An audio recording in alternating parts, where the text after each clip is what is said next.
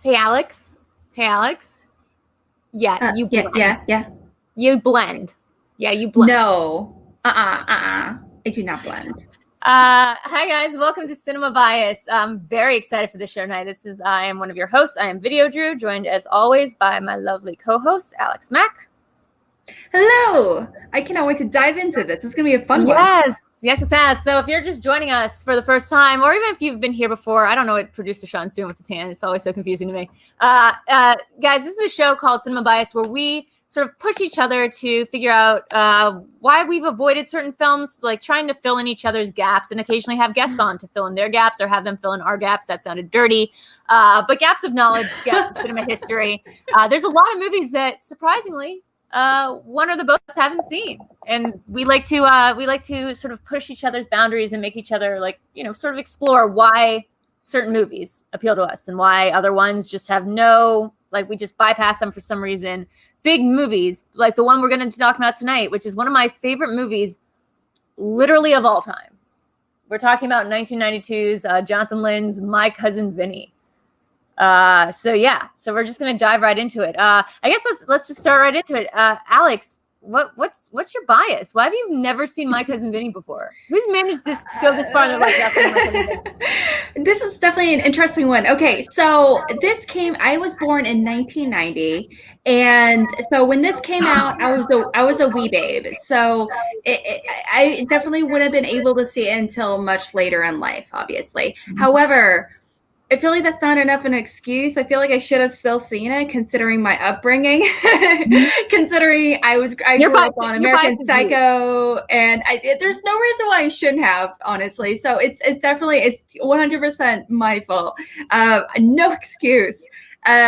I think also when it comes to comedies are incredibly subjective, and comedies can be very iffy. If I'm introducing a comedy to a family member or friend, it's like, if you don't like this movie, I don't think we can be friends. There's always that awkward moment where you're sitting on the couch and you're like, are they not going to laugh? Are they not going to laugh? Oh my God, are they not going to laugh at this movie? Oh no. And then you still keep watching it, and then you resent them for not laughing, so you can. And I've been through this millions of times with people who don't like Wet Hot American Summer. But this movie is a pretty important one.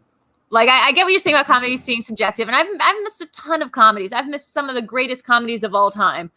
But this comedy in particular is one that's near and dear to me and my family's heart, and we'll get right into that in a second. But first off, guys, I do want to say that Streamlabs is open. So, guys, if you want to donate any money, go to streamlabs.com/VideoDrew. If you have any questions or comments or thoughts or favorite parts of this film that you want to discuss, just boop it on screen, and then a very creepy female schmobot will come up and start talking to you.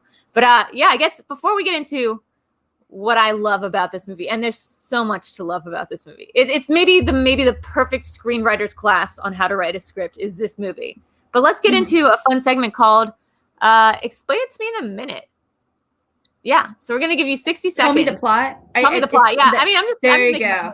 It has a name, but I'm just making up my own name for it. Yeah, it's Tell Me the Plot. But we give you 60 seconds. Oh, okay. Yeah, this should be easy. This should be easy enough. Okay. All right. So starting now. Starting now. Okay. So these two college friends, they're driving during a summer over through the South. They end up they're driving through the South. They go through Georgia and they land in Alabama, where they're still trying to drive through.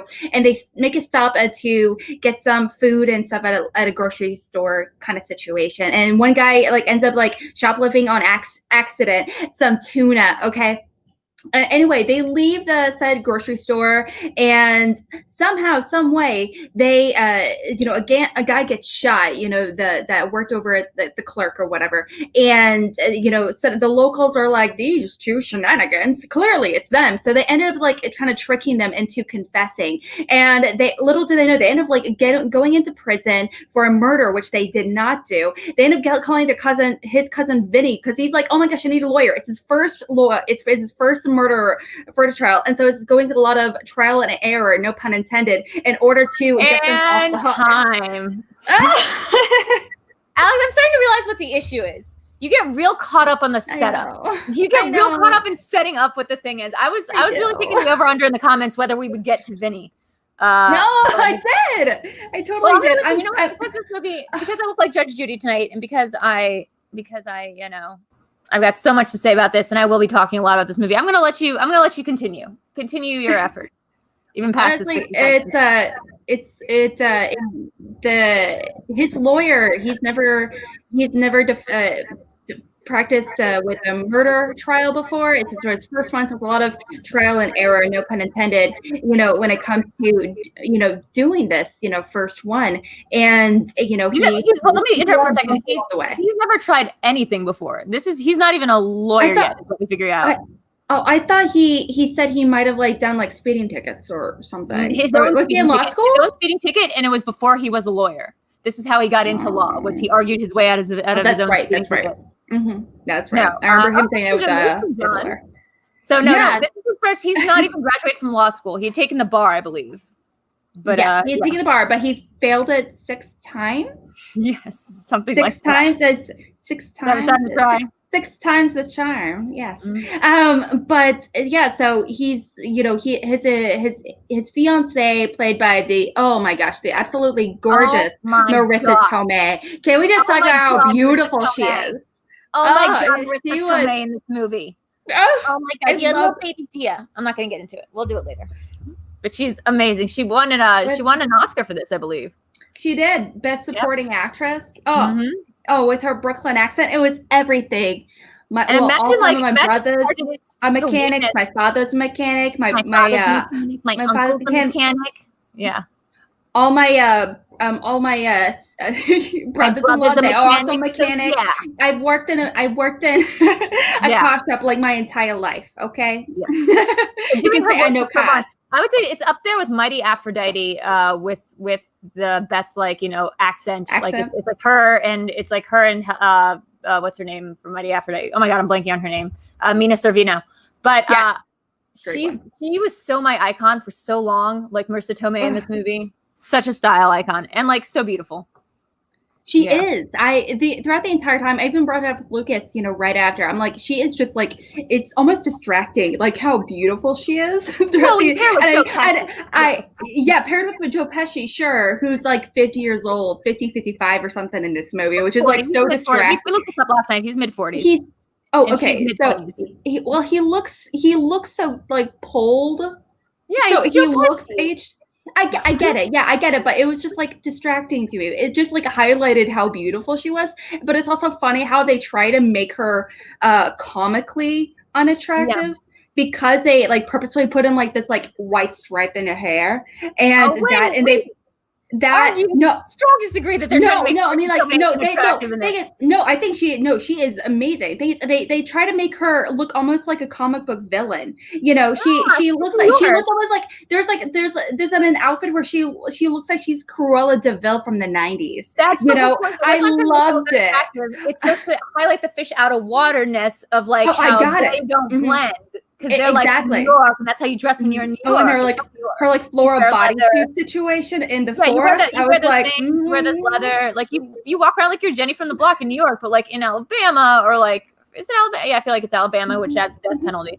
That's not how you dress. Like you're not supposed to dress like that. Yeah. But you're not supposed to dress like him either. A big part of this movie is also how he dresses. But we'll get into it. Keep going. Yeah. But the point is, you know, she is, you know, obviously incredibly stunning. The point is, she's never not attractive, but the point is that she's very done up. She's very other. She's very other compared to the soft, warm-toned, you know, women, you know, of the town. And that's, you know, it's just very different vibes. And so, anyway, she's absolutely stunning. And so they have like, it's a really interesting back and forth because the entire time she's there, she's like, I want to help you, but I know you're like in this horrible situation. It's crazy difficult, but I can't help you. And that's making me so frustrated. I'm trying to help you. So I go get your suit dry cleaned. I'm trying to help you so I can get you this or whatever, maybe with the hotel. And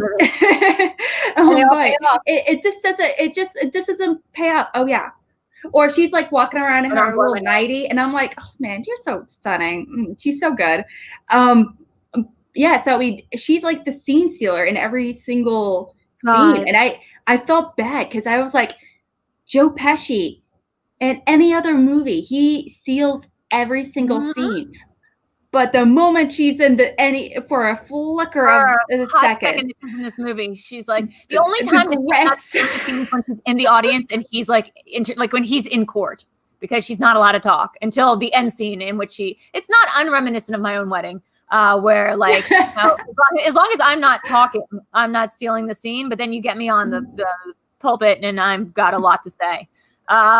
No, it's a great movie. I think one of the things that really stuck out to me about this movie is its kindness this time around. Like, yes, it is a movie about these rural people and this fish out of waterness and like the idea that they're putting on trial these innocent kids. But in no way does it depict the people of the town, not the cops, not the other lawyer, like the prosecutor, as bad people. Like, even though they're rural and they're from the South and they the kids keep calling them racists and stuff. And like, there's a lot to say underneath that, but like, they're never depicted as villainous. They're they're portrayed as people who have like good intentions, who really do think they have the killer because of this really anomalous activity, like thing that went happen, which is that they drove up and they drove off after accidentally stealing a can of tuna fish. And then some guys with like an identical car drove in with the identical tire treads, and like, so they really think they have the right guy. And I think that's a really big part of the movie that I hadn't realized until this watch round, seeing how like we are in America right now, that this movie probably couldn't get made because like, no, like our instinct is to demonize the other, no matter what side you are on this. But like the prosecutor in this isn't evil. He's like a good guy who's happy to like, declare like the, mistrial or whatever when the evidence comes out. It's a great movie. And Fred, not Fred Willard, Fred, what's his name? Oh my God, the guy who plays the judge, the Herman Monsters. Yeah, so Fred good. Gwynn. Fred Gwynn. Incredible performance from Fred Gwynn. Maybe like a life-defining performance. He's so funny. He's good. Oh my gosh. Well, something I do want to kind of point out real quickly is that I didn't realize it, but I was we're going to kind of dive into actually a little bit later, I think. But something kind of interesting coming in from the director is that the director is he was a lawyer. He was a practicing lawyer for a while. He went to law school. He passed his boards. And and it's like, it's very clear. And I've heard from several of my friends that, went to law school and everything. Some schools actually show this in law school as like a correct way I've heard from many lawyers that this is the best law movie of all time. Like, I've heard from many lawyers that this is like the best legal movie of all time. Yeah. I've heard it's one of the maybe I don't know about it being like the best law. The thing is, it was the portrayal of a trial on screen, adequately, not for the drama or anything, which it does do like very adequately, but it's a lot of times it's not realistic. Like, they're not using the correct terms. They're not using. The movie is about that, and most of the movie is about that. It's almost like this. I think the reason this is shown in law school, if I may, is this is one of my ex's favorite movies, and we love this movie together. But I remember his old law professor like loved this movie, and it's because it basically teaches you like the tenets of law. Yeah, like the first part is you have to say guilty or not guilty. You can't like go on an explanation. But like, they couldn't have done it, Your Honor. But like, no, you just have to say guilty or not. You have to enter the verdict. Like, you have to enter the plea. Like, that's the first thing you have to do. Like, and it just gives you these building blocks for how legal trials run. Yeah, of course, the prosecution has to turn over their papers. Like, you didn't know that? Well, we as the audience didn't know that either. Like, that's not something you learn from most like legal movies, because they obscure stuff to make the drama like more tense. This movie is all about like just pulling back the curtains on some of these legal processes that I think makes it like joie dire, I think she says at one point. He said, Rob Schaefer, who is a lawyer, in the comments is saying he went to Cambridge Law. He is not a lawyer. He would be a barrister. There's a difference. Okay, Rob, I hear you on that. But, two youts and all. I will say that I thought two youts. There was a bagel place down the street from me in Brooklyn that was called Two Youts. And like, it was amazing. Yeah. Oh, gosh. And when I saw that, I was like, I'm home. Was it in Brooklyn? Please tell me it was in Brooklyn. Yeah, it was in Brooklyn. We love My Cousin. This is why my parents and I love this movie growing up. Is like, it's just such a New York celebration. Like, you say that she looks comical and like that she looks like bad, but like in actuality, like, this is how my parents dressed. This is how and they lived in Delaware. Oh, we got another donation. Let me see who we got from. Oh, Moot Fanobi. Thank you for your donation, movie. It's super sweet. She says, a little bail money. That's great. Yeah, the bail money. Okay, So can we back up for a second? Besides the fact that my parents look like this all the time. I think I love it. It really is. It just reminds me of like, I remember when I remember being in like 8th grade in a theater class and dressing up like her because I was also dressed up as like the villainous character and I wore what she wore. Well, you also remember right out of so the it's 80s, like, right?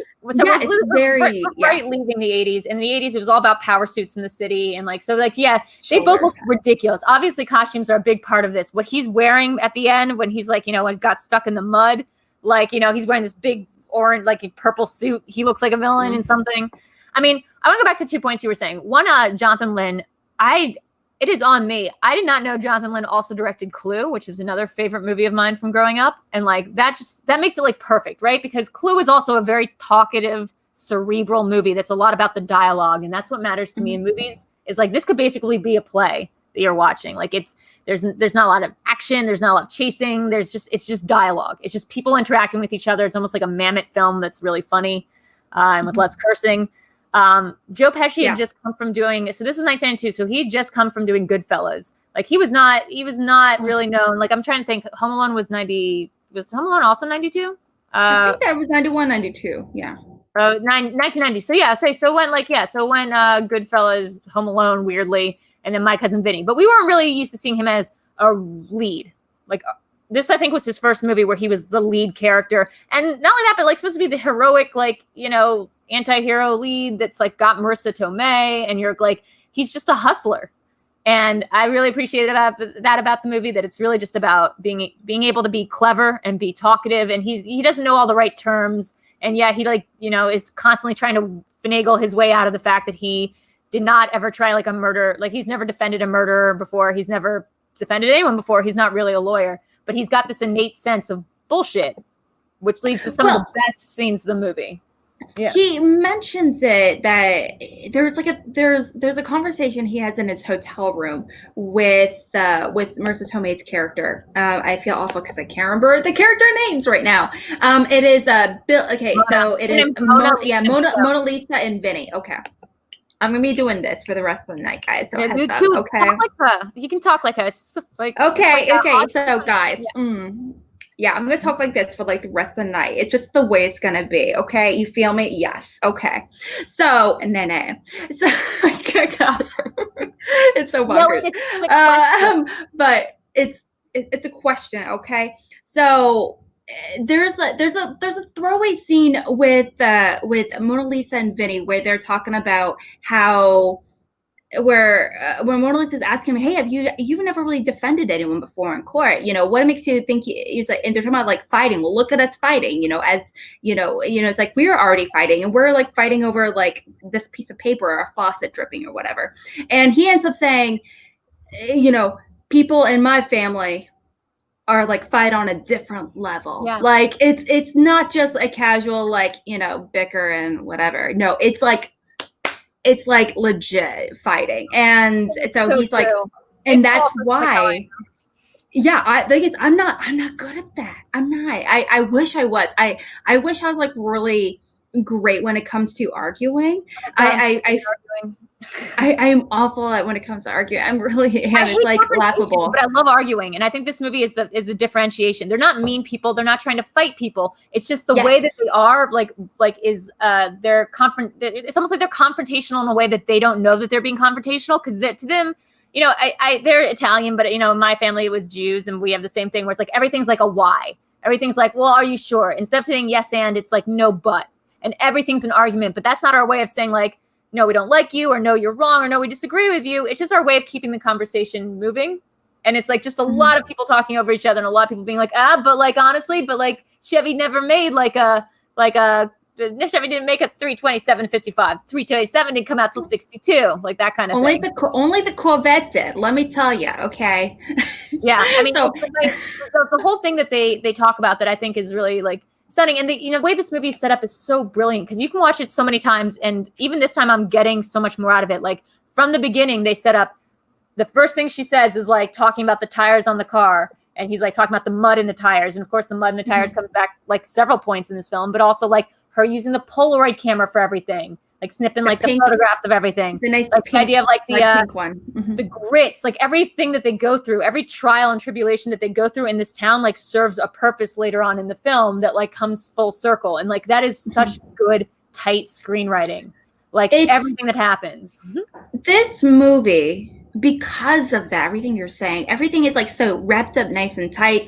Every point, this is definitely a very quotable movie as well. Is that we're gonna go into our favorite quotes later, and I have a list. So let me tell you, I can't wait. And then Canadian accents. I've got to tell you. Oh my gosh, we're gonna do our accents for days. It's gonna be fabulous. Okay. So. But this is a movie that makes me wish that it were a play. I kind of feel like this would be a play because it's such a small, tight. It's such a small, tight. Everything's wrapped up in the screenplay. I could easily picture this at any I see like on a theater show. You know how like in the movie Rushmore, like Jason Schwartzman's putting on like Serpico and stuff in like his high school theater. Like this is like a play that had like some precocious child to put on for their like high school drama department, like My Cousin Vinny. Like that'd be perfect. You're right. It's a perfect play. A lot of legal courtroom thrillers can be plays. I feel like. I mean, they just because of the nature of them. Unless there's something like Primal Fear or something that has a lot of external stuff happening. You really can do everything like Inherent the Woods style, 12 Angry Men, all that stuff. But this one is so good. I don't know. I don't know if you could because you really need the ambiance of how rural the place is. You need the outdoors scenes. I do think you can honestly get that with the right production designer, honestly. With the right person. And now, not to say it wouldn't be difficult, but there have to be obviously an active effort to create that small town feel where it's a little bit what's the word I'm looking for? But where it's like really kind of isolated from the city, obviously, the way they look at everyone and kind of looks at them. It's kind of interesting. One of my favorite parts of the movie, sorry to interrupt, but one of my favorite parts is, and this was such a big part of my family growing up and why we never took vacations, because we like went from New York. My parents were both like New Yorkers, and then we went to like Delaware where my dad was teaching, and they very much felt, I feel like, the My Cousin Vinny couple. Like they were just like, they could never sleep because there was like not enough noise. Like there wasn't enough city noise. They were constantly living in like a haunted house story because every time like there would just be dead silence outside, and they were used to all their lives like car horns and people screaming on the streets. And like when you come from that, like of course like the siren's gonna wake you up, the whistle's gonna wake you up, the owl hooting in the backyard is gonna make you grab a gun. Like this movie is very much about like, it's not about one being right and one being wrong. It's just about these two very different lifestyles like coming into collision. Like in a very like, again, like I think in a very kind way, like in a very like in a way that's sympathetic to both people. These people aren't played like rubes. They don't play these people like they're idiots. Like, and that would have been really easy to do. Make the judge an idiot. No, the judge is a very smart man. He's very canny. The prosecutor is smart. Like the cop is. Yeah. I do think it's like I absolutely agree with you. Where this script in the hands of another director or another script writer, this could have been a completely different movie where the main characters are ridiculous. And sure, they are a little bit, but I mean, they're not. They're almost like a neighbor, like a family friend that's that's really funny, that kind of thing. It never feels like crazy exaggerated. They never play like Hicks. They never play like rubes. They're like, if anything, Vinny and her are the outrageous ones, and the Southern people are the more normal ones. Like, yeah, absolutely. Well, I mean, like even like you said earlier, where they could have made the cops racist, or they could have made the local townsfolk difficult to work with, or they could have made the judge, like sexist, or they could have gone in that direction where they could have made the small town people villainous in some way, but they didn't, and I really liked that because it And even like the small town sheriff. There you go. You're getting there. Sheriff. He even helps Vinny like during the trial too. And it comes down to nobody wants these kids to be. No one wants Vinny's like. Here's the funny thing too is like the other people that are played. The only people that are really played for rubes in this movie, and I noticed this a lot in the beginning of the film. They really front ended is like Ralph Macchio and his friend are sort of played like A little not like bit. schmucks, but they're played like they keep falling into things. Like first, it's the thing where he, they get caught and whatever, and he thinks it's about the tuna fish. So it's the whole comedy of errors where he's like, I did it, like I'm the guy, I'm guilty, but he's actually talking about a murder. And then the guy's like, you shot the clerk, and he goes, I shot the clerk, and he went, yes, you shot the clerk. He goes, I shot the clerk. Like he's doing that. It's like an Abbott and Costello bill. Yeah. Almost. And then like later on, like one scene later, when Vinny comes.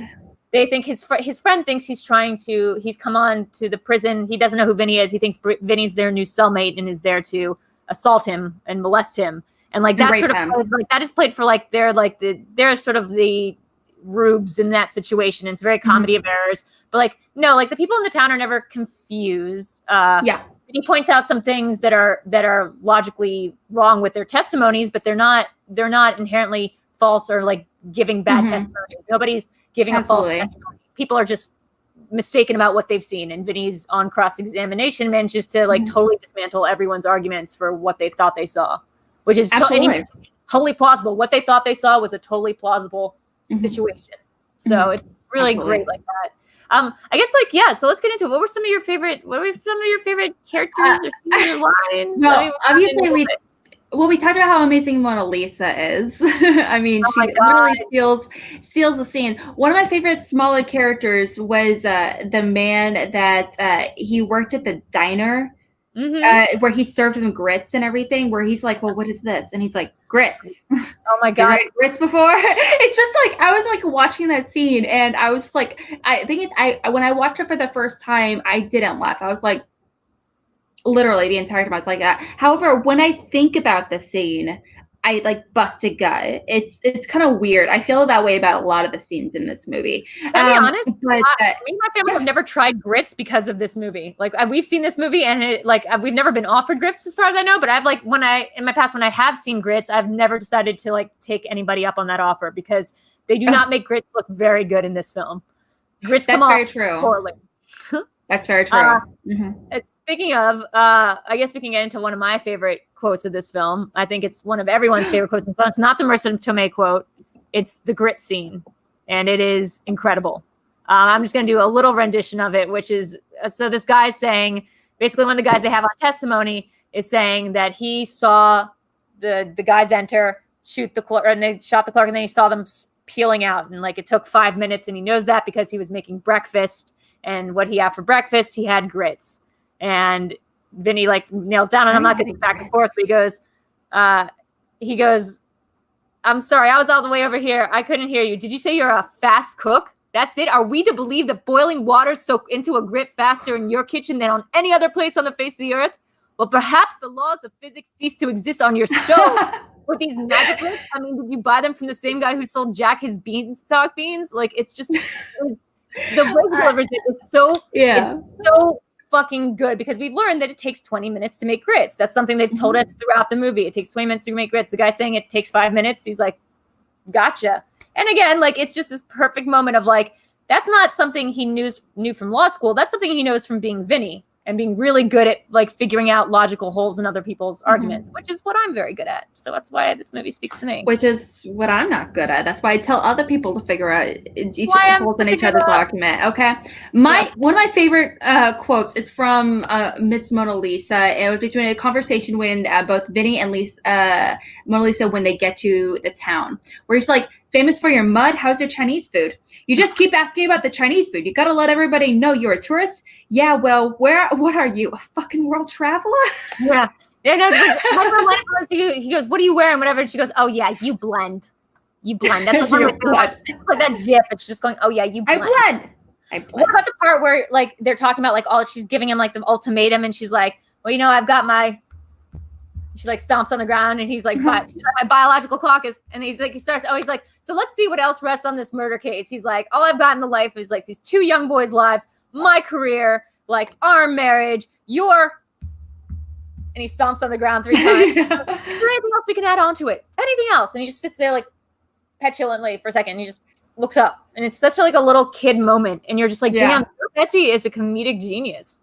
Like a truly comedic genius. It makes me kind of wonder that I wonder how much of this was her. And when I say that, I wonder if it was like that was like an improvised moment. Did someone like drop her a note?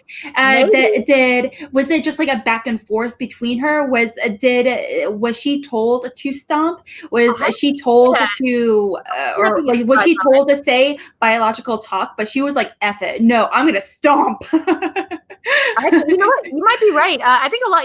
This isn't a movie that has a lot of improvised dialogue.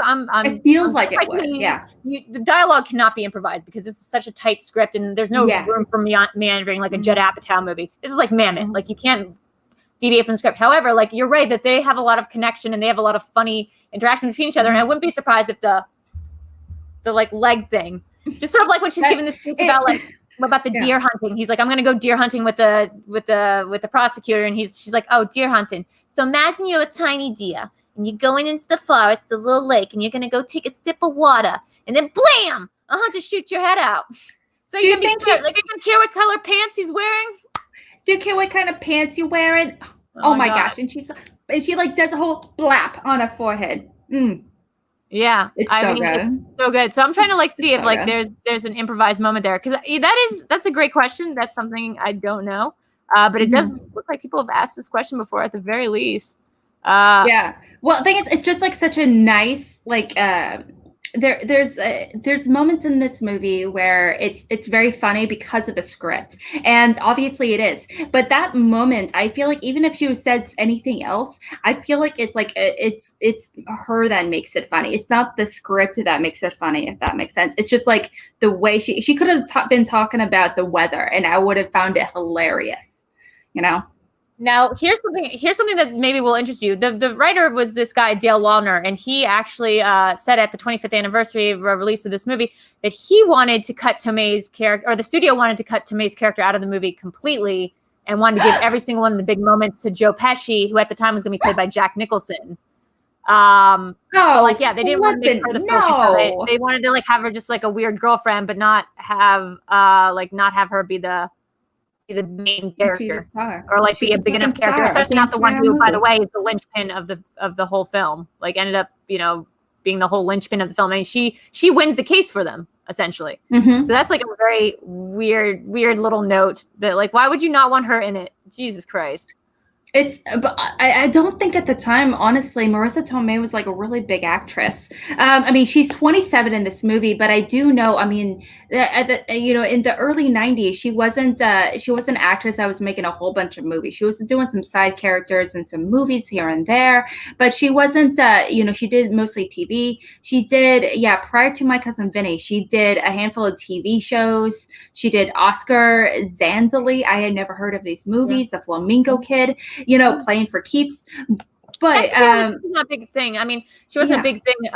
She had a lot more to prove than Pesci, who obviously was like the bigger star. But again, Pesci's such a weird choice for this. Like he was a character actor, not like the lead, especially not like the lead that you hinge a whole movie on. Especially if the whole movie, what a weird coupling to like hinge a whole movie on, that we're supposed to be rooting for weirdo little Joe Pesci. And his like, his brash, like talks like Harley Quinn fiance or girlfriend or whatever. And like, the whole thing kind of hinges on the idea that these people, like on first glance, seem pretty unlikable. Like they seem like they're not exactly, he's not on the level. He's disrespectful to the judge. Like he has everything working against him. And I think Ryan Payne in the comments said earlier a really good point, which is that he, let's see where I can find it. I want to get your point, Ryan, because it was a really good one. Let's see if I can find it. He said he loved that part of the movie because it was, it was the part where like, the grits thing showed you that you can, here we go. That's a great moment because Vinny starts to show his brilliance and how he adapted his time in the town to serve the purposes of his case. So the screenwriter was also saying that everyone in this film behaves nobly, and that there's actually like polls showing that people they think Vinny is a better judge, a better legal character, like a better lawyer. Like there have been polls that have been like the best portrayal of any lawyer in any film has been Joe Pesci, My Cousin Vinny, beating out Atticus Finch from To Kill a Mockingbird because Joe Pesci wins his case and Atticus Finch loses his. Which is, you can't argue with that kind of logic. Of course. It's overall, I think it's really interesting knowing that it's so accurate, from a lawyer's point of view. But also it's a movie that's not very aggressively flashy or over dramatic in some scenes, the way they would present evidence or things like that. It's very realistic in those portrayals. And I feel like like I said earlier, under the hands of any other screenwriter or any other director, this could have been an incredibly very different movie. It could have been like kind of funny, but like also very like, it would have just been a fish out of water tale, and it would have portrayed everyone as like stupid or mean or like And it also, it probably wouldn't have been as accurate because, the director, his history with the law, he very specifically, he was like, I want to make this very accurate. That was a goal of his. And so again, under anyone else, the lawyer, I'm sure a lot of the characters involved would have been much more corny, stereotypical. Do you want to know who almost played the best friend besides Machio? Who almost played Machio's best friend? It would have been a very different read. Will Smith. No. Yes. And now think about what fucking different movie that would have looked like when you add in my gosh. A Will Smith, and like the racial dynamic would have totally. I'm almost glad they didn't, because that adds in a racial dynamic that I don't think they wanted in this film. They really wanted to feel like these guys realistically thought these kids were the killers because everything was working against them. It was just it was a moment of fate. If you add race into it, then it's like definitely. If you add Will Smith to it, it's definitely. They were profiling a black kid. And so I'm pretty glad that they ended up going with just a Jewish guy. But, that's the one time I'll say that. But, like, that's freaking fascinating.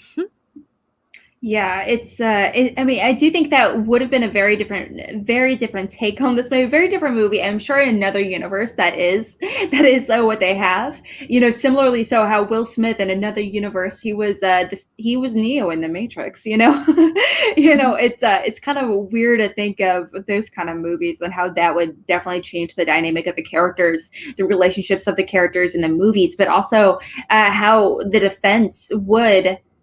Be involved with this movie, because I wonder if that were the case, would Vinny talk about race relations in the courtroom? Would he talk about it would have been this thing that you wouldn't be able to not talk, like the film would have had to become a film about race, and like it would have just had to be a totally different film, because like even if you didn't address it directly, it would be this undercurrent like that would just like see through the whole thing. So I'm glad it didn't go that way. It's another fun fact is that everything in this movie could have happened. Like, so everything, like, so even though it was heightened for dramatic or comedic effects, everything legally in this film could happen and is like approximately correct. Like, this is all when you get, when you are out of order and you're, you are, sent, what is it called? You're Rob, help me out for a second. What am I looking for? He has to keep paying bail on. He's in contempt of court. Like, that's how that works. Of course, yes. $200, like having to, you build up too much contempt of court and you have to spend the night in the jail. And, we haven't even gotten into the fact of like his whole shtick with the guy that's trying to fight him.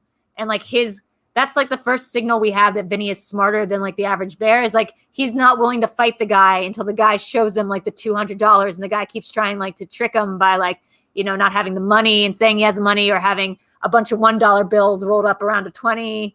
And then he's like, no, show me the $200. And the time he's like, okay, got the $200. And he just pops him in the face and walks off. And that's like that's his bail bond.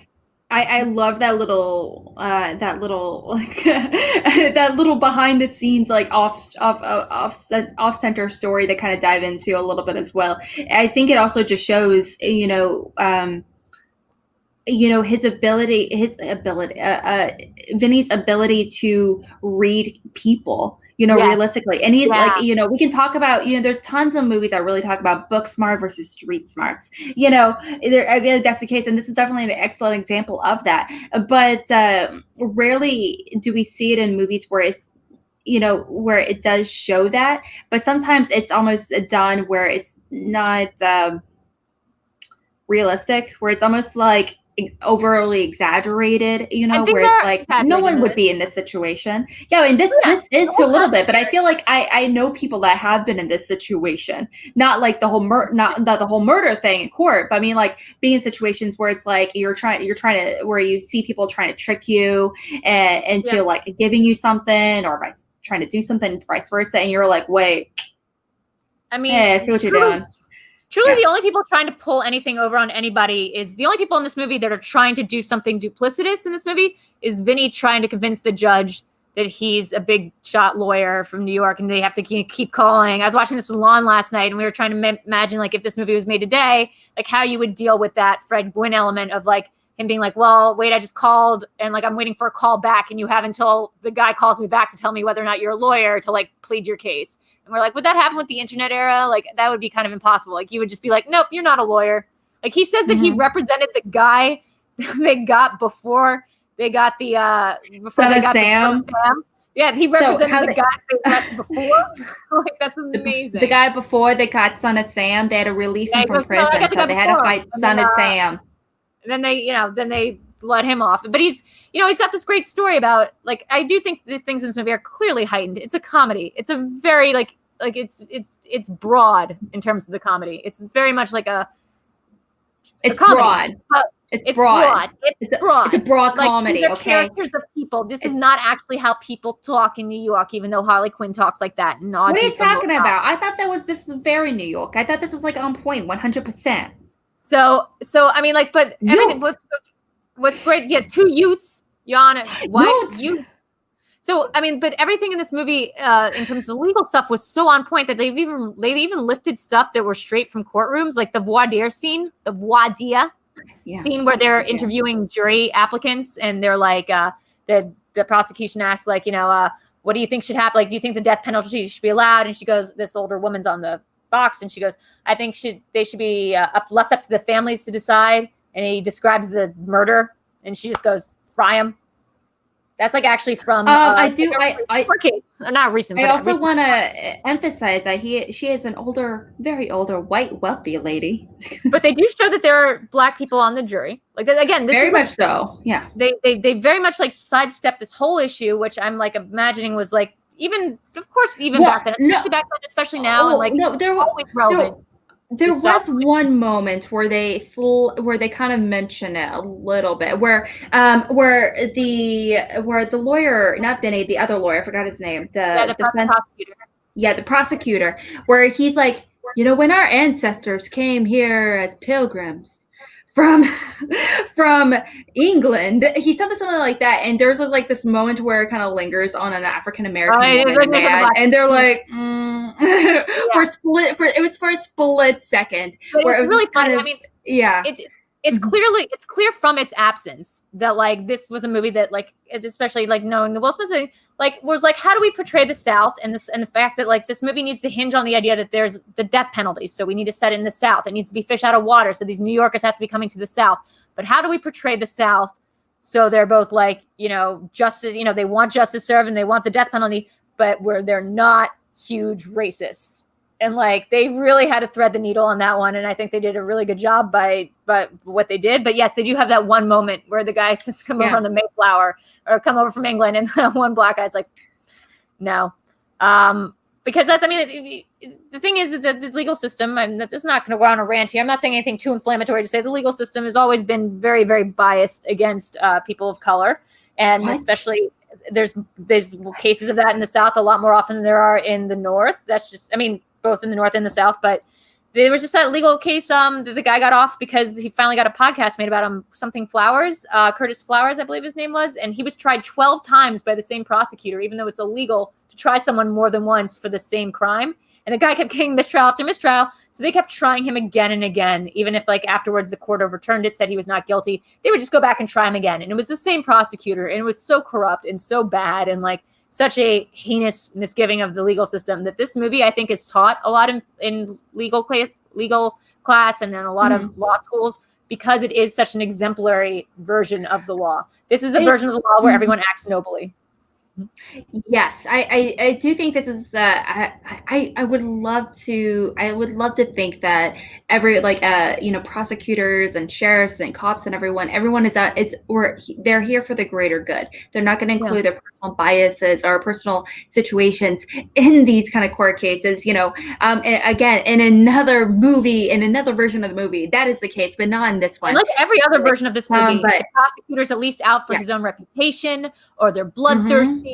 Or like they're like Ralph Macchio looks Hispanic, or like that guy's a Jew, or like any of them various things that they're projecting onto these guys that ultimately they don't feel. Where he's taken money, he's corrupt in some fashion. Yeah, absolutely. In another version of this movie, that is absolutely the case. You know, but thing is, but I was surprised by seeing this for the first time.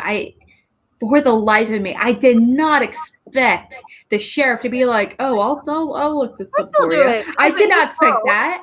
I also didn't expect in this world, that, and also the prosecutor. He was like, you know what? After seeing the evidence in the middle of the court case, he's like, "You guys are right, absolutely." Because it's actually let's drop the case. We're dropping the case. Yeah, you believe? I mean, first of all, that's again like in the version where everyone acts nobly. That's exactly what you would do. You'd be like, "Oh, we got the wrong guy." The defense declares mistrial, or sorry, the prosecution would like to rest their case or declare I think the prosecution are already arrested, so he couldn't rest. So I think he was like, the prosecution would like to whatever. Rob, you will help me out here in the comments. They basically are just like, yeah, we got the wrong guy. Never mind. We never find out who did do it. We find out if one state over had the thing. But yeah, no one's working against Vinny. We find this out very early on with the scene with him and the prosecutor talking about why they both got into law. And one of them, the prosecutor came from like a long line of lawyers. And then Vinny gives a speech about like how he was just arguing his way out of a traffic ticket and just arguing with the cop. And the judge happened to find it so funny that he took him aside afterwards and was like, you should go into law. And this judge was a big part of his life. And that was who ends up saving the day with the other judge. But like, you can see the prosecutor's eyes. Like, he's like, oh, that's like a good reason to go into law. Like, this prosecutor is not a bad man. He's not trying to obstruct justice, nor is he trying to get a win in for like the legal, for his, for the prosecution of the state. Like, he's not trying to get this death penalty in. It wouldn't even be on him to decide the death penalty. Like, it's up to the judge in a separate proceeding. But like, you get the sense that he's going after the death penalty. That's what they want. Now, he's a great lawyer. That doesn't mean he's not arguing for his like side fanatically the whole film. But when presented with evidence that shows something to the contrary, like, he's like, right. So the one thing that he does that's kind of shady is towards the end, he brings in a special witness, who's that guy who's in everything. He's like that guy who's in everything, and he plays a car specialist. But even in that moment, what he does is give Vinny a phone call the night before and says, "Hey, I'm going to bring in a like surprise guest. Like, you better be. I'd be worried if I were you." Which is like a heads up that is like I don't think that's like a gentleman's heads up to be like on like be prepared. Like, you wouldn't actually tell somebody if you had like this surprise witness. You would just be like, "Booyah shaka," and spring it on them. But like, he does in this way. Then she gets to be the surprise other witness. He calls her up to the stand. And they have this argument. And I mean, look, the defense rests. I mean, like, they dismiss the charges. Yeah, they dismiss the charges. Yeah. Because, and then at the end, the prosecutor is like, no hard feelings. He's like telling him, next time you come to town, come stay with us. Everyone's really impressed. I mean, they leave the town, like, not knowing, it's not like they're all going to become best friends, but they have a respect for each other that, is just kind of beautiful. I really think this movie is noble is such an interesting word for it, because it is. It's like a noble movie about law. I love it. Absolutely. It is the only thing where it lies in the movie is just, where it's literally Vinny, he's just lying about his identity the entire time, obviously, to serve the purpose of that's the point of the movie, is him trying to help his cousin, get through this awful situation. We wouldn't if he didn't go through with the fibbing, this movie would cease, obviously. Yeah. Now that being said, this movie overall, it's very, very funny. It's very incredibly quotable, and so many memorable characters and scenes. Pretty consistently throughout. This movie is like, I think it's like an hour and 50 minutes or something like that. But it felt like a quick, like 90-minute movie. Everything was very quick. There is nothing. It's a very tight movie as well for being as long as it is, but there was no point where I was like, I'm bored. I'm just gonna go to the kitchen and get something real quick or whatever. I'm gonna go away and come back. Yeah, it's a very it's tight like it's like the Native American idea of like, using all parts of the buffalo. Like, every line of dialogue, every thing that happens in this movie is like made use of. The grit scene, the train, like what time the train comes, that's important. Like, you know, what time, the mud in the tires, that's important on like 3 different levels, because that's how he gets his car stuck. That's how he gets whatever. But it's also how they ultimately find out about the tire tracks. That's what she's taking pictures of. Like the whole movie just uses every line of dialogue to get the most out of it. Now, I do want to tell you a couple more fun facts about this. Namely that Joe Pesci made an album as Vinny Gambini. What? Yes. Yeah, because Pesci was a lounge singer. So 6 years after My Cousin Vinny, he released an album called Vincent LaGuardia Gambini Sings Just For You. Just For You? I have never heard of this in my life. I need to hear it. I need to hear it. I need to see it. Okay, should I try it? Okay, I'll play like 15 seconds. I'll play 15 seconds 15 seconds. That's all we need. That's all we need. Okay, hold on. Let me get it up and let me start it. Yeah, I'm pretty amazed about this, you guys. So congratulations. I know he quit acting to pursue music like way back in the day. That didn't work out, obviously, but hold on. Okay, so let me get it up. Let's get it up. Guys, this is you heard it here first, guys. We're doing the My Cousin Vinny. God, can you imagine? Well, we won't have to, folks. Okay, let's take a listen. Let's move it over a little bit here. Urge to visit my hometown. I'm sure that all my cousins will try to track me down. My heart says go, my head says no, it's best to stay away. But if I appear, I'm sure to hear all those jerk-offs say, "Hey, Cousin Vinny! Yo, Cousin Vinny!" Okay, and that's probably all we can get without the copyright infringement. But it said, "Hey, Cousin Vinny, yo, Cousin Vinny," and that was a bop. I believe that's what we call a bop. That's called a mega bop, lady. Okay, a mega bop. So I wanted to give you a couple more fun facts about this movie because, of course, like the fact that I knew this makes it obviously the best thing ever. But there's some other really fun facts here. It has a spot on the American Bar Association's list of greatest legal movies. It's number 3. It says it packs in its cinema's briefest opening argument. Everything that guy just said was bullshit. Its best ever introduction to the rules of criminal procedure and a case that hinges on properly introduced expert testimony regarding tire traffic marks. And yeah, he said it was better than getting the Oscar, the screenwriter said. It's also one that, like we mentioned a lot of times, is like beloved in the legal community. He puts Vinny under an educational film, says like professor of the John Marshall Law School, not just because it provides so much material you can use in classrooms. You can use the movie to discuss criminal procedure, courtroom decorum, professional responsibility, unethical behavior, the role of the judge in a trial, efficient cross-examination, the role of the expert witnesses, and effective trial advocacy. It's also been praised by a 7th Circuit Court judge, by Supreme Court Justice Antoine Scalia. It used to teach young lawyers at legal conferences, and it made its way into a legal textbook. So, yeah, this movie, yeah, it blends. And the two youths, the last thing I'll say is the two youths conversation actually came up with a real conversation. That was based on something that actually happened between Jonathan Lynne and Joe Pesci, where he was trying to tell a story about, he based Vinny on a bunch of people he grew up with that like were around in Brooklyn, a bunch of Italian mafiosos, I imagine. And he was trying to tell Jonathan Lynne a story, and he mentioned the two youths involved. And Jonathan Lynne was like, "What?" And he was like, the two youths, the two guys. So Jonathan Lynne was like, "I have to write that in," and it became one of the most iconic lines of the entire film. I mean, truly, it's fantastic. It's truly a blessed production. I kind of want to do a deep dive into movies that really do their that really show the professions effectively. Movies that really show what it's like to actually be a doctor, or like my mother-in-law, she's a psychiatrist, and I remember her mentioning to me that the movie Side Effects is actually really good. It shows really pretty well, what the aspects of psychiatry that. That movie, absolutely, where they talk about it, and I was like, and that's the reason why I ended up seeing it. It's insane. I mean, yes, I think that's absolutely true about the reveal in that movie is an insane twist.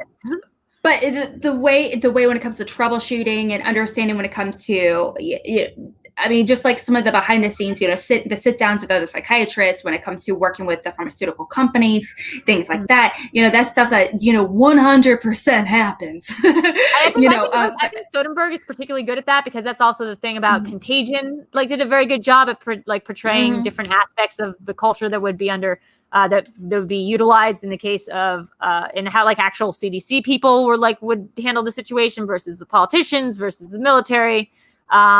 You know, I think, you know, when we think of things like Few Good Men, or we think of like other the Primal Fear I keep going back to, or like other movies that hinge on like a lot of legal stuff, it's very much like about this one aha moment, and everything is sort of played up for effect, and the good guys are good and the bad guys are bad, and you immediately know where you stand. And this movie is more like judicious, to use a special term. I'm trying to think of another movie that accurately portrays something quite like that, because usually you have good guys and bad guys, and this movie doesn't really. Thing is, I'm a military brat. I grew up with my dad was in the military for over 20 years, and I grew up on military bases my entire life. And you know, so I remember sitting down with my parents and watching movies that are like based on military bases. A Few Good Men, for example, Top Gun, and my dad would get so annoyed by like 9 out of 10 of these movies. It would just be like, or just be like the way they discuss rank. He would be like, "That's not a thing." He's like, "That's not correct." It would be like some like made up, you know, thing with badges that isn't real. I think A Few Good Men actually did a very good job at explaining military rank and legal procedure. I just think it's like it plays up this villainous nature of the military that's like unrealistic. I mean, well, that's like but him in particular, his ranking wasn't real. Like the combination of badges that he had in particular for wasn't real. I remember my dad being like looking at freezing the frame, and he'd be like counting everything, and he'd be like, "Yeah, that's not real." So like Jack doesn't really exist. There is no like lieutenant something. Thing is there is that ranking. However, the thing is the way everything that's shown on here, like the badges and everything that he has isn't real, and he things like that. So weird, a lot of the costumes. What's his name? Sorry, go ahead.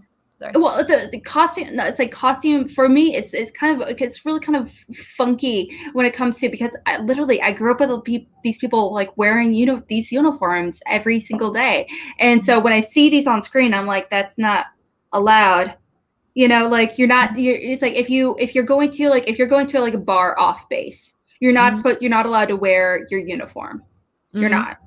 Like just like in Top Gun, where they say you never close your eyes and like when I kiss your lips, they would not be allowed to be in uniform at that bar unless it's on a base. Wasn't that an on base? If it is on a base, then I don't remember. I think it is, because the rest of them are. I think it is on a base. Because here's the other thing. You can't deny that Aaron Sorkin has that guy has a lot of issues, and I know we don't like his language so much, you and me both. But like he does have a huge eye for the details. Like he's huge on like nitpicky details. So I would have thought that he was would have been really more about the rankings. Well, it's like it's different for every movie, and the thing is, my dad hates watching. My dad has a love-hate relationship watching Top Gun because he loves Tom Cruise. He thinks it's so much fun, but it's just like that. The call sign thing is ridiculous. Like when you are we talking about Top Gun? Are we talking about A Few Good Men? Oh, sorry. I was talking about A Few Good Men just now. Like A Few Good Men in particular. Sorry. In Few Good Men, my has that the way that like the way where like the rule book, where it's just like the rule book where it's like no, like my dad's like no, they shouldn't have gone to prison. The code red thing is like he's mentioned it's like a very real thing, but they 100% follow the rules, so they should not go to prison based off the rules, even though if it is for the betterment of mankind kind of thing. It's they should have been protecting. Even though it portrays the military as like, or Jack Nicholson, particularly as like a guy who they catch in this line. Did you order the code red? Of course I ordered. Yes. I think they catch him in this moment of heatedness. The reason they were able to catch him in that movie is because Tom Cruise like needles him about these points of pride, and that the speech he gives is a terrific speech. You talk about words like honor and code and whatever, like, you use them as buzzwords. You talk around them like cocktail conversation, like we live them. Like, I'd rather you said thank you and be on your way. Like that kind of thing. It's a very Like that's a real thing. That's a very real thing. It's also, I feel like, a very sympathetic portrayal, or like at least that movie like has an understanding of why people acted the way they did, even if it ended up in the loss of somebody's life. I mean, that movie also predated the whole Gitmo thing by like a very long time. Like the whole movie takes place in Gitmo. It's crazy. Yeah. It's also really weird because well, I can't. It was like that. I don't know. It's like you guys in the chats, if you like, I don't know if you're an accountant or I don't know anything. If you the movie The Accountant, Ben Affleck spoke to you, because that's what it's like being an accountant. I will say, totally. My father is a neuropharmacologist for the National Institute of Drug Abuse, so he studies drugs and drugs' effect on your brain and body, which is how you get me. So please like and subscribe to this channel, guys. But no. And he messaged me like, he messaged me around December of last year just to be like, hey, you're friends with Ryan Johnson, right? Because name drop, I am on the internet. And he goes, can you just pass along that I love Knives Out, but the toxopharmacology in that would never work? And I was like, yeah, sure. I'll just go pass along to Ryan that his drug science was wrong. No, I'm not going to do that. But that's like the kind of stuff like in movies that really bugs my dad, is whenever they get the drugs wrong. So when he watched Breaking Bad, he was so happy because he's like, they get the science completely right. And I'm like, why do you know how to make meth, Dad? Like, it's a weird thing.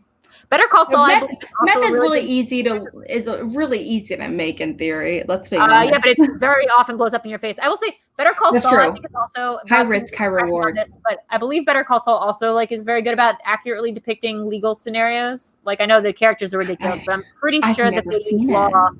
You've never seen Better Call Saul? Oh man, it's so good. No, I saw like No, I haven't. Oh no, the thing is, I saw like 4 episodes of Breaking Bad in the first season. I didn't like it, so I never returned to it. I would say that even if you don't like Breaking Bad, like my cousin Vinny is like a spiritual brethren with Better Call Saul. Yes, he's like a little bit like more shady and stuff, but he uses the law in that sort of way, and I think it's like depicted like you were watching him. The man's sort of downward spiral because he starts out in one way or whatever. But I will say that like it's very funny. It's like a comedy as opposed to Breaking Bad that was all drama. And like it's just like Bob Odenkirk does. I remember like in season 3 they have this amazing sort of magic trick episode that takes place in a courtroom. That's incredible. Guys, my comments aren't loading, so I'm trying to see if anyone has any fun thoughts to say. Let's see. Rob's saying one thing that is incorrect in this movie is when the prosecutor examines Tomei, it isn't a voir dire. It's be a devoir examination, but voir dire sounded better. I mean, they already had the voir dire scene with the old woman, so I feel like they could have it might have just been a little bit confusing to add in all these legal terms. Yeah, it's really good. I'm trying to see what else was. When you said it, I read it like with an accent. It's like voir dire. Voir dire. Voir dire. It's actually, it isn't a voir dire. It would be a double examination. Okay. One of my favorite lines too is, excuse me, you guys ever hear about the ongoing cholesterol problem in the nation? Yeah, that's a good one. There's a reason why he's one of my low-key favorite favorite characters. Great acting is not about reading the lines effectively. Great acting is all about reacting effectively. And in that moment, he is fantastic. This I knew about from real life. I feel like this was the one part that always stuck out to me, that there wouldn't be a surprise witness like this.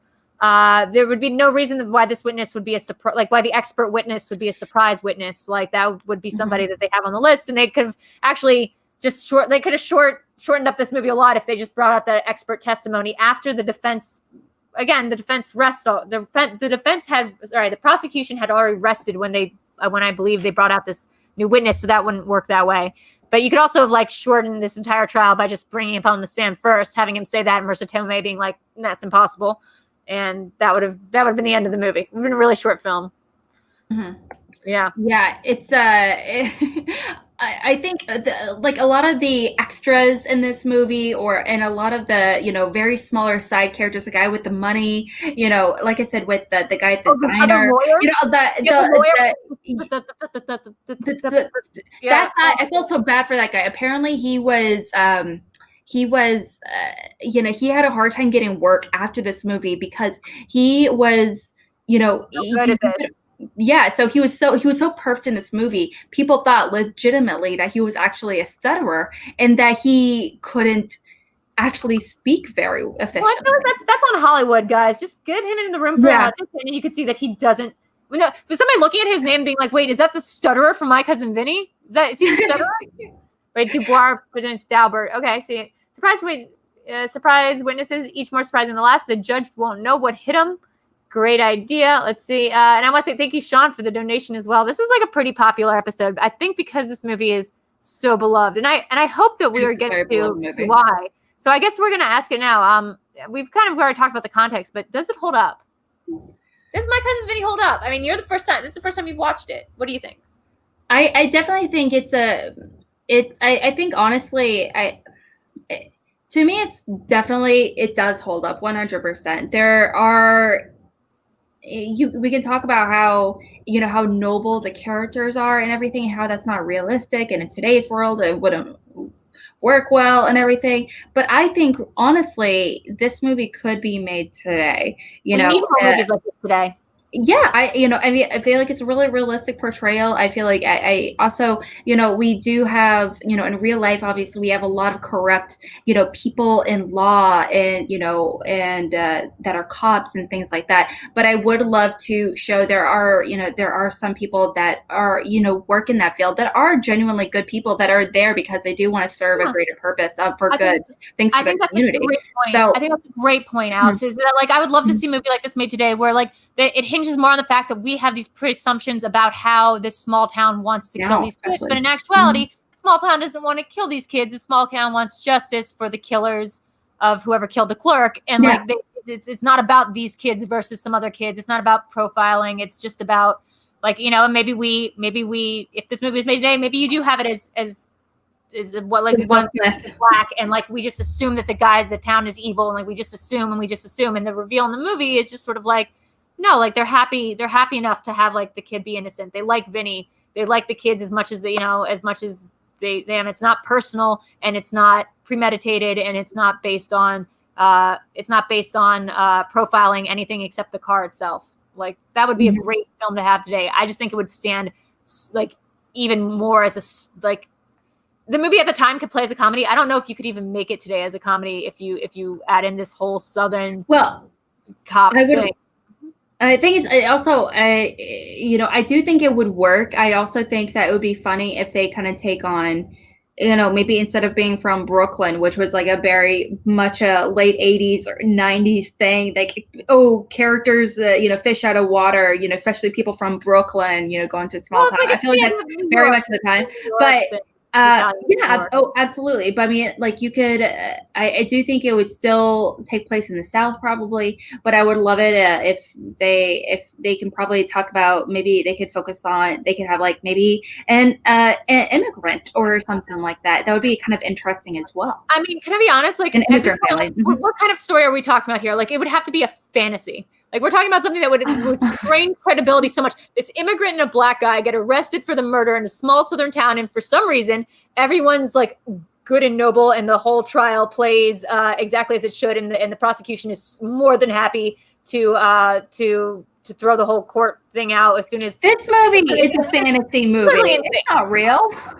But it's what we want to be as real. And that's what some great movies are. They're what we want to be as real. And a lot of movies, especially comedies, they hinge on cruelty, and they hinge on someone being an idiot and someone being the buffoon, or at least a group of people, if not the main characters themselves. And this is a comedy that it's not a gentle comedy.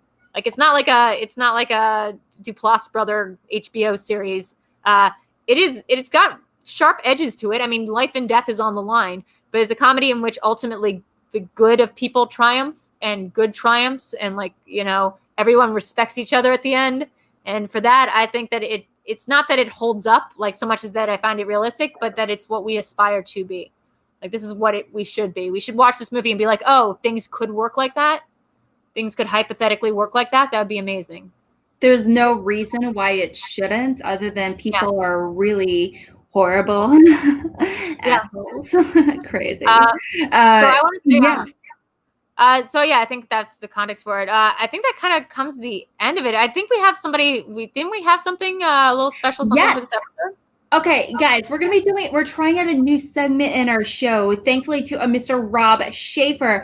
He actually inspired me to kind of think about possibly doing something like this on our channel. So we want to make it more interactive for you guys, the viewers, our audience, to really like let us know your opinions. So what we're gonna do is that you can create you can send us like a short video or a statement or just like your biggest thought about or biggest opinion or thought about this movie. It's the best, this, the worst, that, whatever it may be. And you can let us know in a video or a statement, written statement, and we can read it or show it on this episode at the end of Cinema Bias. So yeah, it's going to be our first time. And thank you to Rob for coming up with this, like helping us come up with this idea, because I know it's because you had a lot of thoughts. And I should have thought about this earlier. Rob would, of course, have a lot of thoughts on My Cousin Vinny. Yeah, let's play it. Yes. Hi, Alex. This is Rob Schaefer. Thank you for asking me to give my 2 cents on why My Cousin Vinny is one of the best legal movies out there. There are a multitude of reasons why My Cousin Vinny is so good. From the portrayal of Fred Gwynne as a judge who is soft outside the courtroom but firm in the courtroom is just about spot on. I'm friends with many judges, and almost all of them act like that. Another reason why it's so great is Joe Pesci's examination of Marisa Tomei. When you're examining a witness, your witness, you'll want to make them the star and make sure that their opinions and their factual basis are really what's on display for the jury. When you're cross-examining, such as the man with the grits or the guy with the dirty windows, you'll want to make sure that what they are saying, the jury sees it as either 1, it lacks credibility, or 2, it doesn't have any basis in fact. A lot of times when you're cross-examining a witness, it doesn't matter what they say if you put that seed of doubt into the jury's mind of why this witness should not be believed, or there is another possible example of why what is being alleged happened. Just a great movie. Just a quick little anecdote. About a year ago, I had a protection order hearing. My client was being bullied, and he was beaten by 2 students at a local high school here.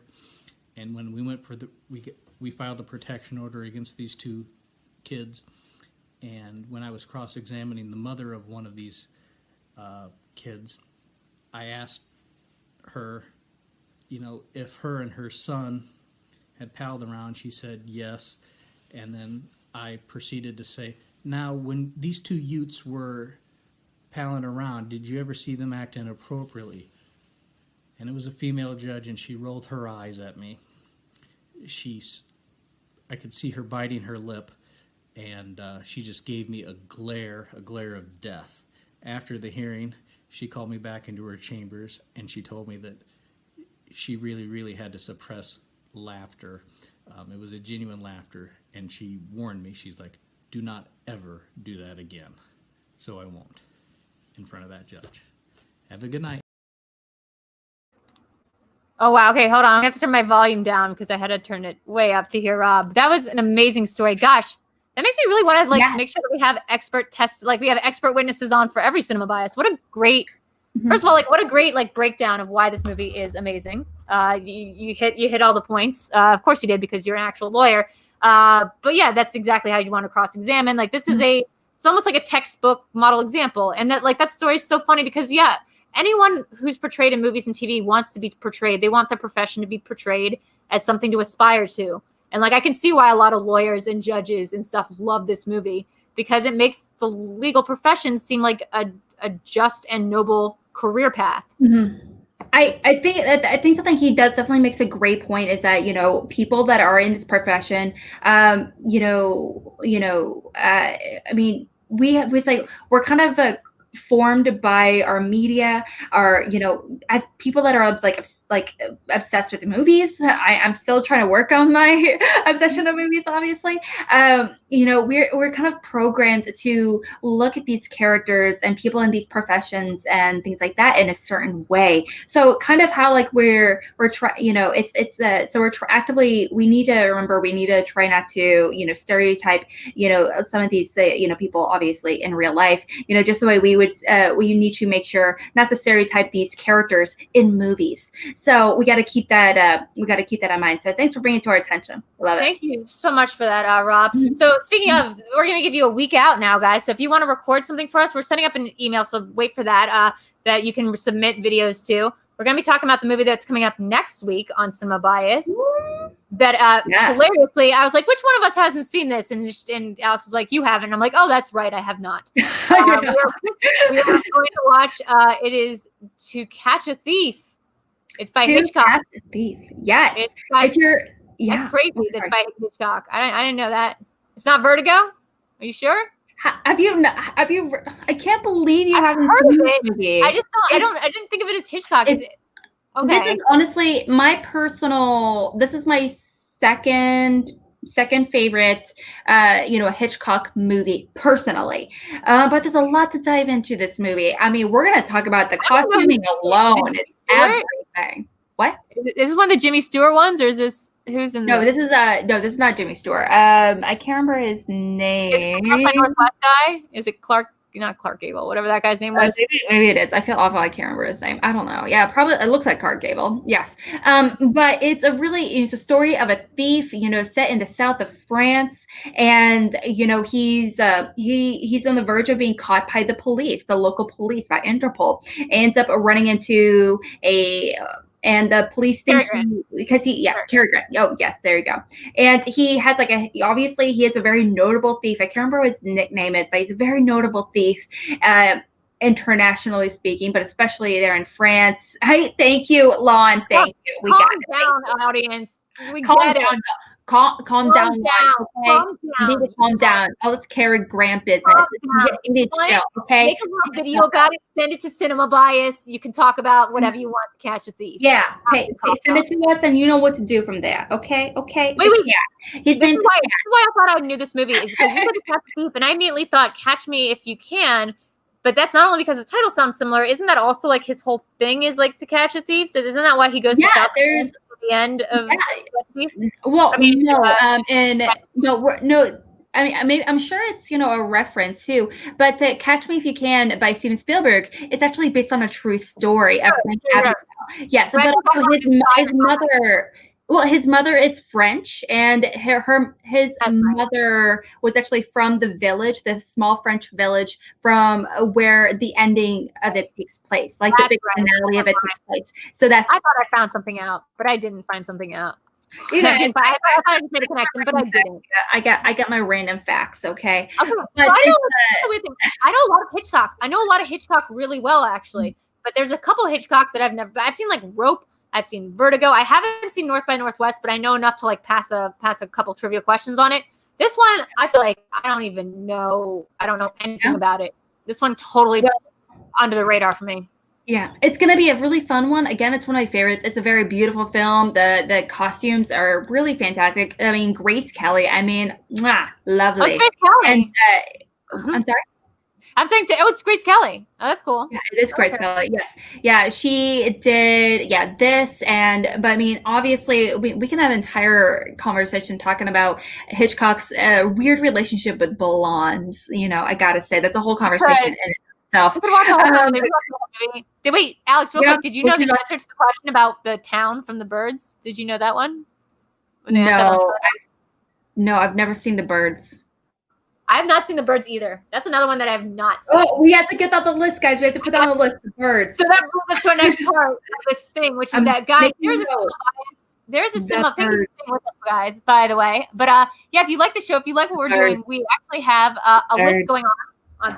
Let's put it on LetterBoxd. We have a LetterBoxd account. It's sort of like shared account that we're doing lists of, where me and Alex put down as like a group, as a Cinema Bias group. We have the list of movies that one or both of us have not seen. Now, that's not going to be giving anything away to any future Schmoedown opponents they might have, because it's not telling you which one of us has not seen it. If which of the two of us, It's just saying one or both of us has not seen the movie. And if you'd like to come on and discuss any of these films with us, or like there's a bunch of other films that we have not seen just in general, you can subscribe to the patreon.com/VideoDrew, where for a tier amount, you can come on the show and you can send us a couple of film, 4 or 5 like film of your favorite films. And if it's something that one or both of us haven't seen, we will do a whole episode and you can come on. We had Aaron on last week to talk Beverly Hills Cop. We've also had John Roca on to talk about Rosemary's Baby, a movie that he hadn't seen.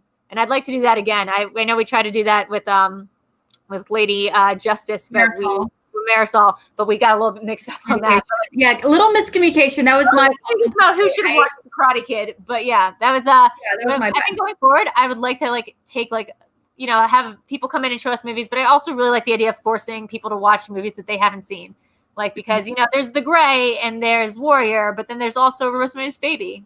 So that's not a movie that a guy. It's not a movie about a guy. It's still really good. Yeah. It was really interesting to talk to Roca about that movie, considering his, history with his personal family history with religion and, being a South American and everything. And, that he's like, growing up where, movies that talked about the devil or anything like that, it just was not allowed in the house at all, things like that. So it's really kind of interesting to see, talk to him about that and why, and also that in combination with being directed by Roman Polanski. Obviously, there's a lot of hesitance about watching his movies currently, but also watching his previous works, even as notable as they are. But if you're curious about that, definitely go check out that episode. That episode was great. I will say, I think, I love Roca a lot. Everyone knows I love Roca, but we and him often get into it. I just don't understand. He wants to do a podcast now that's about guy movies, that are specifically about movies about the male experience. No, like, what are you doing, man? I do think he was joking. He was totally joking about that, and he was joking about that. Okay, I was so mad. I was like, "What are you doing, man? Rosemary's Baby was so good. We just got you on the side of Rosemary's Baby." No, I love. I want to just bring. We 100% need a podcast about a man. A middle-aged man talking about movies from their totally masculine movies, because there's no. I was like, here's no conversation. And saying the same thing, but about white people movies. Like, we should just have a podcast that focuses on movies just about the white experience. Like, no, you could never do that. So, don't just make movies about the male. No. Like, it's good to know that he was joking, because that's right off my mouth. But I'd love to bring a guy and other people onto the show, because I would love to just explore what other people's, if not blind spots are, just what they're, introduce some of this stuff that I love and that you love, and to sort of embrace people. Because when people see a movie for the first time, it's like a magic experience. Like, you cannot wait to talk to them about it. And that's really what this show is about. So thank you to everyone who tuned in. Thank you to. Oh, sorry. Go ahead. I do want to mention, I forgot to mention, speaking of guests and everything, next week our guest is actually going to be a patron, a wonderful patron, one of my favorite people of all time. His name is Ryan Payne. He's a wonderful guy. This is actually his patron pick. And so he is on, yes, absolutely. His name is Ryan Payne. He is a member of that certain tier where you get to pick the movies. And this was his pick. He sent us a list of 4 or 5 movies. That's so funny. And we picked this one because you've never seen it. And I was like, how the heck have you not seen one of the most beautiful movies of all time? And it's by Hitchcock. What, are you even a cinephile? And so that's the way I am most certainly not. Done. So clearly we got some work to do. No, I've never seen this movie, but I am 3/4 of the way down Charlie Kaufman's 700-page book about a guy who's stuck in a Charlie Kaufman novel, to give you a sense about where. Oh, God. Yeah. Oh, yeah. Yeah, it's real good. A.O. Scott. I don't want it. I had enough with being John Malkovich. Oh my God. Have you watched, sorry, well, I think it's right before this, but have you watched I'm Thinking of Ending Things, his new movie on Netflix with Jesse Plemons? And it's like, no, I did watch, I watched the first episode. I watched the first episode. Oh no, it's not a movie. Oh, is it a movie? Wait, am I thinking? It's the one with Charlie Kaufman directed. It's not the one with the Sophia Lillis. It's this movie about Jesse Plemons, from the guy from, well, you've never seen Breaking Bad. Tony Collette, and what's his face from Harry Potter's in it. Yes, that one. Okay. I'm mixing up my stuff. Okay. Yeah, I have seen 30 minutes of it, but I was annoyed by everyone, so I turned that off. I was like, I can't do this. I can't do this. Like, it's so for me, but it's not. The movies aren't for everyone. That's why we all have. Say it with me, guys. A cinema bias. So thank you for joining us on Cinema Bias. Alex, where can people find you? Oh, kitty. You can find me on Twitter. You can find me on Twitter right here, where I'm trying to aggressively hug my cats and they don't love me. Is that right? Yes, but you can find me on Twitter at @RealAlex_AlexMike. You can also find me being part of the Call to Action podcast group. Please give us a follow and like us and subscribe to us. We'd really appreciate it. We're also found on Apple Podcasts, everywhere found. Right, Heather. So please check us out right there. We'd really, really appreciate it. Every little bit counts, and leave a rating if you could. But here later this week, I am going to be hosting. I organized this last general standing event that we're doing for C2A. So it's like a free-for-all kind of situation, only with Action Generals. So there's about 25 Action Generals. That's going to be a free-for-all kind of style situation. I have written all the questions. I have over 300 questions, written almost 350 questions. They're all like 1-2 pointers. I have nothing to do in my life. So I have over 350 questions, written out, ready to go for these competitors to do it. And it's going to be so much fun. We have some cameos being made by some wonderful people. It's this Friday at 6 Pacific, 9 Eastern. I'm going to check it out. I might have to push back video karaoke so we can check this out. That sounds awesome. Yes, absolutely. Yes. We love it if you stop by. Is Schmoedown happening tomorrow? Well, that's the thing. We've been having a hard time really with Schmoedown. I think we're gonna, unfortunately, we can't have one tomorrow. Well, we are gonna have one next week. Oh, I'm gonna be in process of really confirming everything for a Usual Suspects themed episode. Yes. It's gonna be amazing. Yeah, cannot wait. Also, the week following is gonna be the Droogs episode. So come in that. Nice. Well, if you ever need a secret judge, just know that I'll probably be sitting next to him on a couch somewhere. Girl, I know it. You can find me here at this channel. I hope you guys liked it. I really loved this episode, so I hope you guys did too. You can find me here. This is my channel, VideoDrew, across all social media and all platforms, like Redbubble if you want to buy like t-shirts or Goth IHOP related merch, Patreon, VideoDrew, social media, everything's VideoDrew except for YouTube, which is now VideoDrew 1, annoyingly. Mondays and Thursdays we do the VideoChronic pop culture quiz.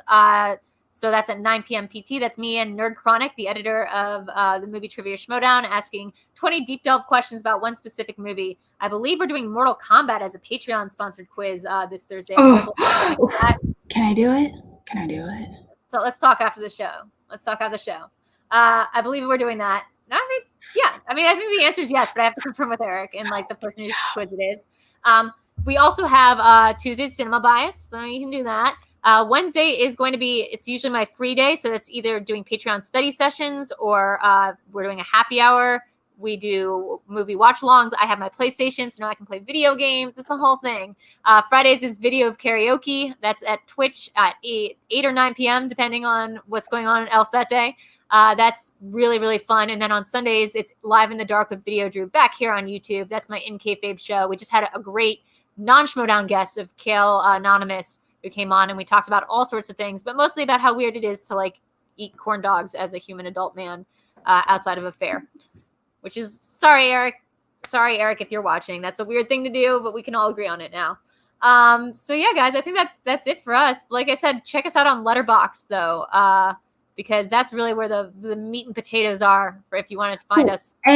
Well, how can they find us on LetterBoxd? Great question, Alex. How can they? What they can do is they can go to my account. They can go to VideoDrew. There's a list that I have available called Cinema Bias movies. So if you go to my account, if you go to Alex's account, you'll see there's a cloned list called Cinema Bias, and you can take a look. And we're always adding to that list. We're constantly taking stuff off.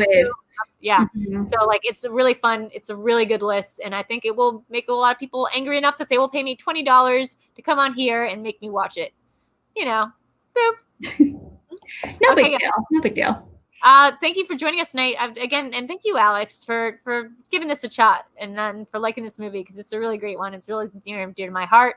So this is always, like everything, the best case scenario, much like this movie itself. So we will see you next week, and goodbye for now.